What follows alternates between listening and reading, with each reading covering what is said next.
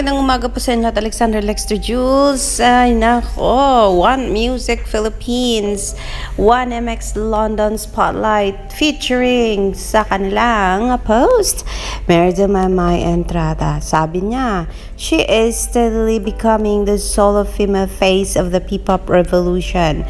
Her breakthrough Ama Abugera solidified her status not just as a legit recording artist but a transcendental music icon as well. Ayan po si Merida Maymay Entrada, featured ni One Music Philippines. Ayan.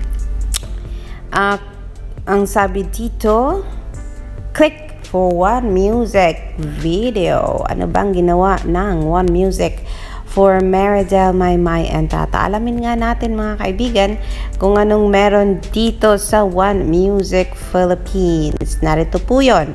Are you ready for this? Dun, dun, dun. Ayan. TMX London Spotlight Maymay Entrada. Kalagay dito. The Filipina. Ba't hindi ko mabuksan, guys? Ayun. The introducing Maymay Entrada, the Filipina actress, singer, host, and model who won hearts and emerged as Pinoy Big Brother Lucky 7 big winner in 2017. After her TV debut, Maymay signed a recording contract with ABS-CBN Music and launched her eponymous debut album at a star-studded event at SM Sky Dome. The album received gold and platinum certifications from the Philippine Association of Record Industry. Her biggest early hit, Kakayanin Kaya, has over 23 million views on YouTube. Ayan po. Maymay is also a fashion icon and an accomplished host. In 2018, she made history as the first Filipina to walk the runway during the Arab Fashion Week, strutting clothes by the famous Filipino designer Fern One Amato of Amato Couture in Dubai. Today, Maymay is a rising star in the music industry. She has been nominated in the Best Asia Act category at the 2022 MTV EMA for her biggest breakthrough hit song, Ama Kabugera, solidifying her status not just as a legit recording artist but a transcendental music icon as well. The song Ama Kabugera has over 28 million views, while the other audio has more than 1 million users on TikTok. This song encourages others to embrace their uniqueness and to never give up on their dreams. No matter what others say. Recently, Maymay joined forces with K-pop idol Jung Woo-seok from the multinational boy band Pentagon for her latest release, Otudadma, proving that her star power and versatility transcend boundaries.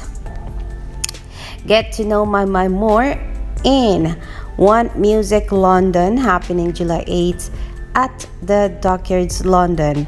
She'll be sharing the stage with world-class Filipino artists Moira De La Torre, Ben and Ben, and Janine Bardeen, and international stars like Yuna and Johnny Orlando. So yan po ang post ni One Music Philippines, One Sound, One Heart, One Music. This was posted June 2023, 11 a.m. June 7 po yan. Ayan po. So, thank you so much for this One Music Philippines. Ngayon ko lang nabasa ang buong write-up ninyo. Ayan, I'm so happy na talagang may pagganito kayo na talagang binibigay nyo ang lahat ng details ng isang Maymay Entrada. Pero yes, sa ngayon, hindi lang yung Ama Kabugera and Otudadma and Pwede Ba ang talagang nakikilala ng bayan sa loob at labas ng bansa, kundi pati na rin itong Kakayanin Kaya. Lately ay nag-hit muli itong Kakayanin Kaya.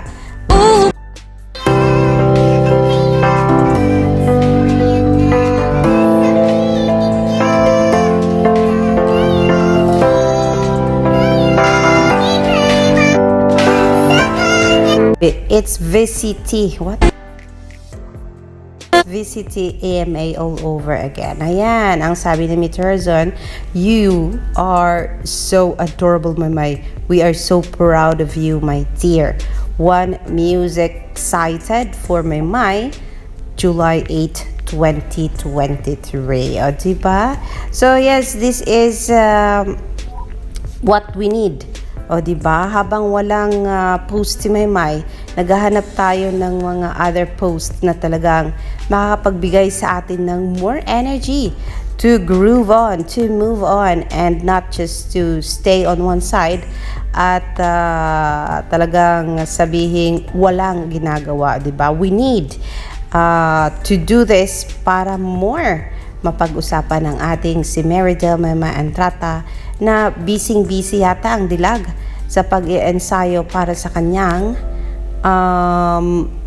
One Music London Music Fest, kasi international scene na po yan at hindi na putyo-putyo yan at kailangan na talagang gagawin ang may lahat kinalaman kaya ito para sa dito. Ayan. Yes, mga kaibigan, usap-usapan din ang pagkanta ni Andrea Brillantes na talagang umabot na ito sa TV Patrol, ang pagkanta niya ng not Ama Kabugera, but Pwede Ba sa It's Showtime stage. Ang sabi ni TV Patrol, game na nakipagkulitan sa madlang people si Andrea Brillantes sa It's Showtime. Sunod-sunod naman ang hirit nito ukol sa pag-ibig na may kinalaman nga ba sa estado ng kanyang relasyon. Pero yes, ang bakit na-feature natin si Andrea Brillantes, mga guys, na we do not usually do, kasi dahilan sa kinanta lang naman niya ang Pwede Ba ni Meridel Maymay Entrata kahapon na sobrang naaliw tayo.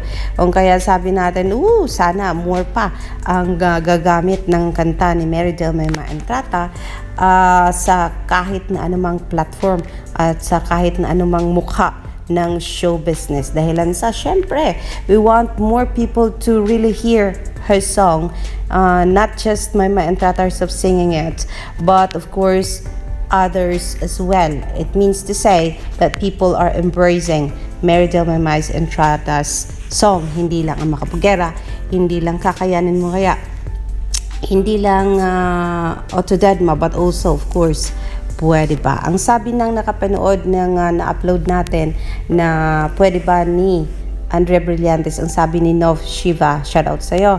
Love Andrea and Maymay, mga queens. Gloria Maravilla and Andrea, salamat sa ganap na Pwede Ba ni Maymay Entrata. Samantala, ang sabi naman ni Gloria Maravilla, dagdag dito, wow Andrea,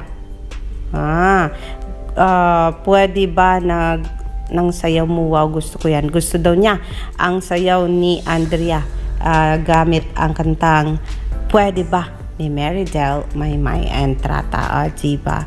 Samantala, ano ang reaksyon ng mga tao sa post natin na kagabi?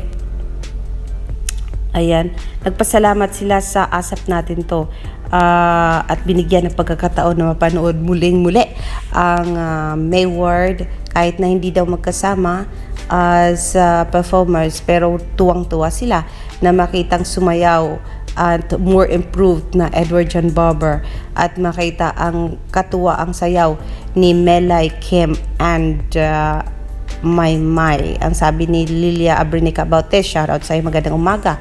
Sana magkaroon ng project sina Maymay, Kim and Melay together, siguradong riot sa sayak. Oo nga, no? Ba't hindi kaya yun naisip ng ABS-CBN?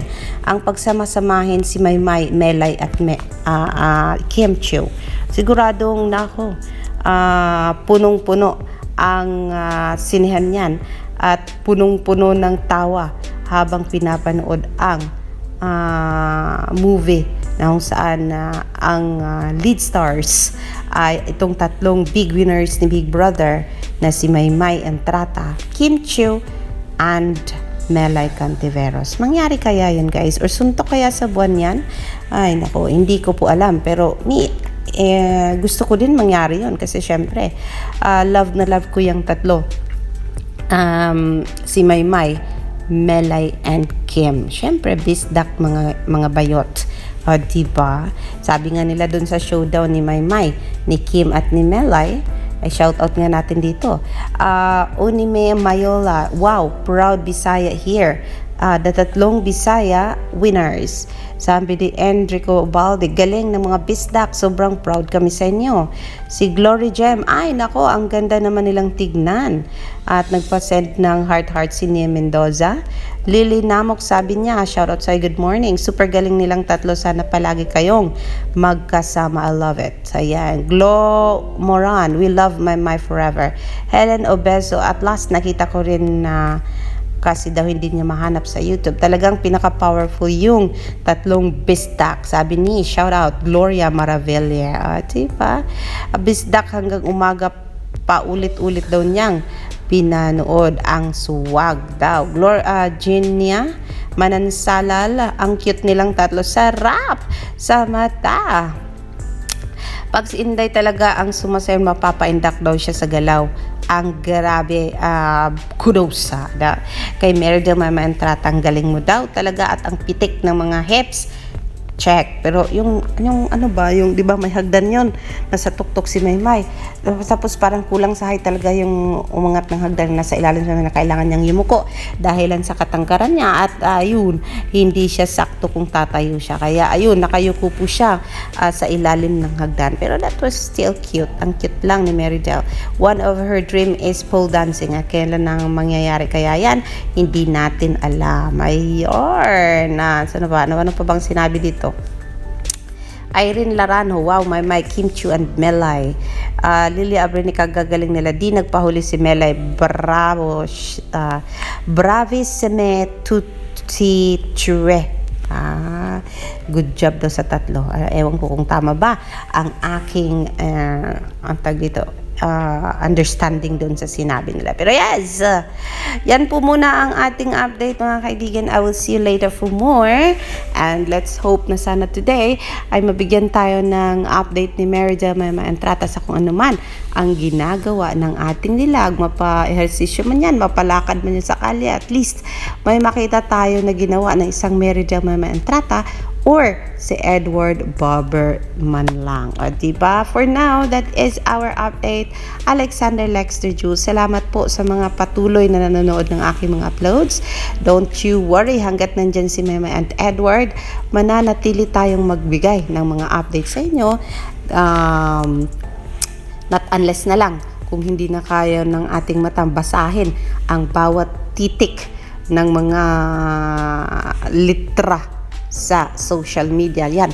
At kung hindi na natin kaya manood ng mga videos ni Maymay dahilan sa wala na, hindi na natin makita sa katandaan, charot. Matagal pa yan guys. Pero for now, let's just enjoy whatever is laid in front of us by ABS-CBN. Syempre, kapag kasama ang Maymay at Edward, happy tayo dyan. Magandang umaga po.